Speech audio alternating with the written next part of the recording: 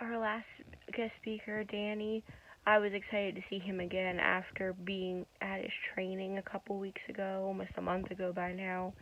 And I remember when I first met him, how I liked how excited he was about the training, and I could see how excited he was to explain what he does and to help get us more interested in maybe helping out or even finding our passion within what he's doing. And I know that the food insecurities, that's really hit home for me because I grew up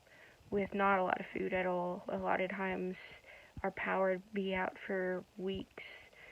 so living off of whatever we could, like pantry items, and not a lot of fresh fruit and vegetables. And whenever I moved out of that situation, I volunteer more of helping to get food, like at our churches,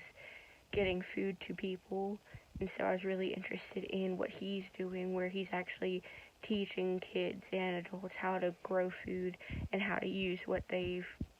grown or what they've learned to better their lives and help others. But during the training, I know we focused more on the child trauma, but his talk last week gave me more of an insight of how if kids don't get the right amount of food, right stuff to eat, how they are not learning, it's affecting it's traumatizing almost, and I could see how that affected me and my brother, and how once we learned how to better eat and prepare food, and we help our family with that more often now, that it helps us in the long run. And I would be excited to help him out with his stuff.